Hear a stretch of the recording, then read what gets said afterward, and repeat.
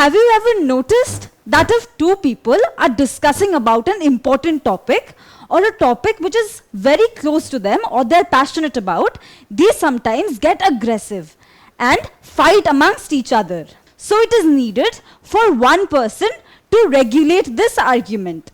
Just for this reason, in a debate, there is always a moderator. A moderator makes sure that all the parties get to speak when their chance arrives and there is no chaos in the event. Just like that, there is the necessity of a speaker or a moderator in the workings of the House. So, in the Lok Sabha, we have a speaker. The speaker is the presiding officer of the Lok Sabha. He is the most important member of the Lok Sabha who presides or heads over all the meetings of the House. Do you know who was the first speaker of the Lok Sabha? Ganesh Vasudev Mavalankar was the first speaker of the Lok Sabha. The speaker of the Lok Sabha is elected by a simple majority of the members present and voting in the House. This is how the speaker or the presiding officer in the Lok Sabha is chosen. He is chosen right after the general elections have taken place, in such a date that has been given by the President of India. When the speaker is absent, the deputy speaker presides over the meeting or takes over the chair of the speaker. The deputy speaker is elected in the same fashion as the speaker is elected. Because the most number of MPs are from the ruling party in the Lok Sabha, the speaker also belongs to the ruling party. And it is a convention, that is an unsaid rule, that the deputy speaker belongs to the opposition party. So the speaker is from the ruling party and the deputy speaker is generally from the opposition party. The tenure of the speaker is 5 years, just the duration of what is the life of the Lok Sabha. So since the Lok Sabha has a life of 5 years, the speaker, who is also a member of the Lok Sabha, has a 5-year term. The speaker is the most integral member of the Lok Sabha. He is the presiding officer and he has a variety of roles and extensive functions to perform. He has the maximum authority and acts as the link between the Rajya Sabha and the President. He is the conventional head of the Lok Sabha and the principal spokesman. Therefore, he represents the views of the Lok Sabha.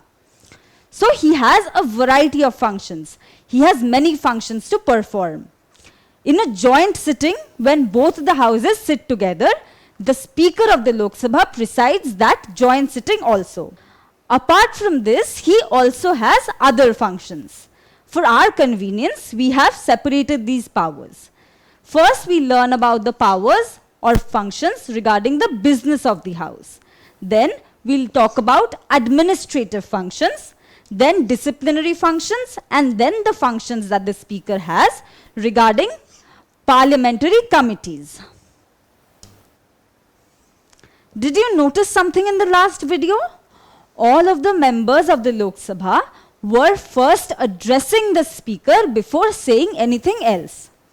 This is because the speaker is the presiding officer and he heads over all of the meetings of the Lok Sabha.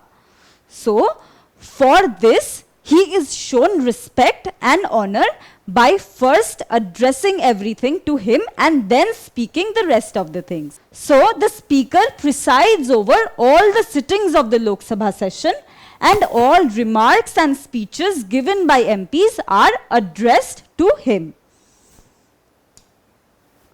The second function is that the speaker interprets the meanings of the rules and procedures. Sometimes the rules of the parliamentary procedures or the bills are termed in a difficult manner, which makes it very difficult to understand the real meaning of the terms. During these times, the speaker gets to interpret the meanings of the terms or the bills. The speaker is the final arbiter and interpreter of all the provisions or rules of the parliament, and his decision cannot be generally questioned or criticized and is hence binding upon all of the members.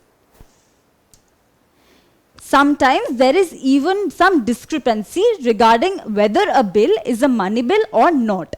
Even during these times, the speaker has the final word whether a bill is a money bill or not a money bill. So he decides whether a bill is a money bill or not. Have you noticed that during a debate, every participant has to first seek the permission of the moderator to speak? Just like that, in the Lok Sabha, every member has to seek the permission of the speaker before they can say anything. So all questions, motions and resolutions are admitted only with the permission of the speaker. The speaker calls the MPs to vote. He puts forward what is to be voted on and he announces the results for these votes. So the speaker calls the MPs for voting and announces the results of the vote. And lastly, the assent of the speaker is important for a bill to be considered passed by the Lok Sabha. You know that a bill has to be passed by both houses and then needs the signature of the president for it to become a law. So when this bill has been passed by maybe the Rajya Sabha and has come to the Lok Sabha, it has to be then passed by the house and then signed by the president for it to go to the president. Or if the Lok Sabha has started the bill, it has to be signed by the speaker after it has been passed before it can go to the Rajya Sabha.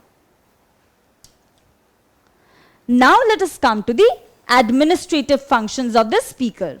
Have you ever seen a movie where there was a court? In a court of law, you must have seen that all the documents and important information has to be presented to the judge. Similarly, in the Lok Sabha, all the petitions and documents of important information has to be submitted to the Speaker of the Lok Sabha. So all documents and petitions are submitted to the Speaker. He passes the decisions taken in the House to the concerned authorities. As we have learned that all the votes that take place in the Lok Sabha are announced by the Speaker.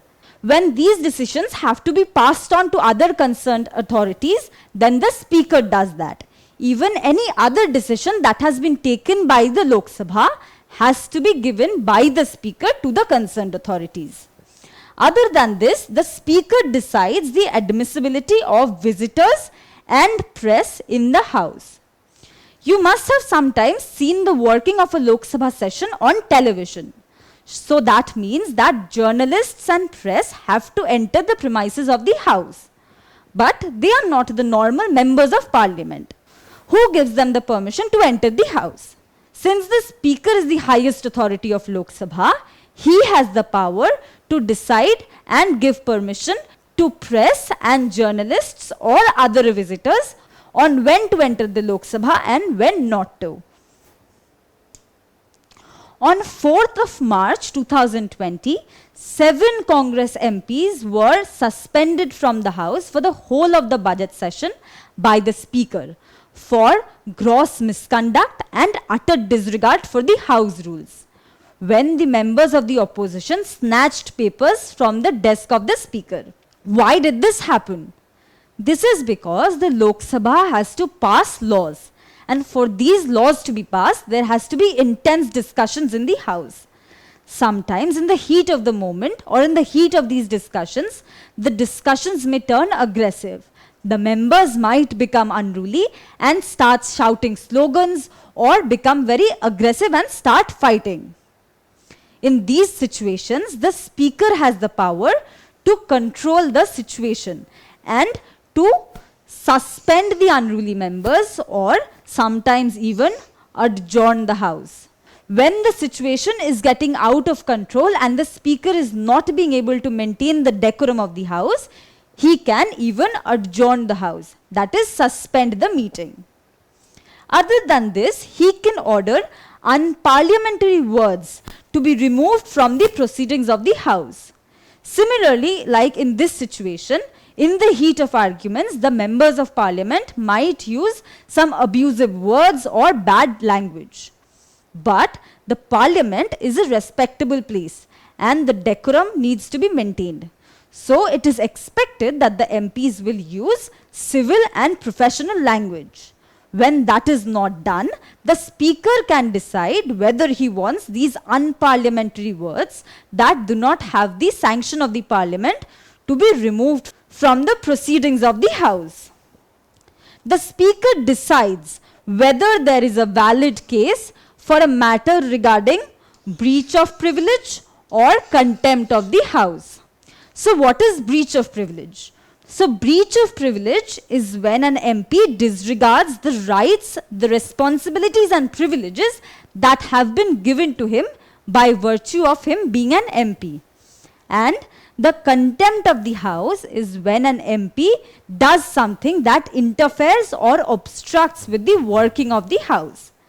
When such a situation has risen, the speaker decides whether that case is valid or not. The Lok Sabha has a variety of subjects to legislate on, and the pressure it has is huge. All of these laws have to be made and passed off within a limited time. Because of this huge pressure, the Lok Sabha sometimes delegates some of its functions and powers to the parliamentary committees, such as the Financial Committee, Committee on Bills, the Railway Convention Committee, etc. There are two types of parliamentary committees, standing committees and ad hoc committees. What is a parliamentary committee? A parliamentary committee is a committee that has been elected or appointed by the House or has been nominated by the Speaker, which works under the direction of the Speaker and presents its report to the Lok Sabha. The parliamentary committees also help in the detailed study of some issue or scrutinizing a bill before they are passed by the Lok Sabha. Now the Speaker appoints the chairman of all of these committees of the House. So the Speaker appoints the head of these committees. The Speaker is the ex officio chairman of some of these committees. So the Speaker, by virtue of him being the Speaker, is the head of some of these committees. The Speaker issues necessary directions to the chairman of the various committees. The Speaker guides the chairman of these committees on matters related to the functioning. Now let us learn how the Speaker can be disqualified. Article 94 of the Constitution deals with the conditions under which the Speaker or the Deputy Speaker might be disqualified. So the first of them is that if the Speaker ceases to be a member of the Lok Sabha. The monitor of your class cannot be someone who doesn't even belong to your class, right? So if the Speaker of the Lok Sabha ceases to be a member of the Lok Sabha, then he cannot be the Speaker anymore. When after 5 years the Lok Sabha is dissolved, the Speaker's tenure also ends with this, and he is no more considered to be the Speaker. Secondly, if the Speaker submits his resignation to the Deputy Speaker, but this has to be done in writing. So if the Speaker writes to the Deputy Speaker that he wants to resign, then he will stop being the Speaker. Other than this, if the Speaker is removed by the majority of members of the Lok Sabha, then he will not be the Speaker. All of these three reasons are how the Speaker can be disqualified or how he will not be the Speaker anymore. The Lok Sabha is the house of the people or the lower house, and it represents the will and ideas of the people of the country.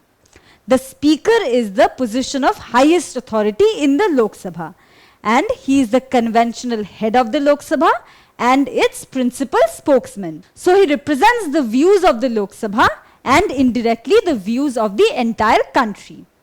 In this video, we've learnt about the enormous functions and powers that the Speaker of the Lok Sabha has. Don't forget to subscribe to our channel and hit the bell icon. You can also register for free at deltastep.com or download the DeltaStep app to get access to all our 5,000 plus amazing videos as per your school syllabus. Master each topic with our adaptive practice technology.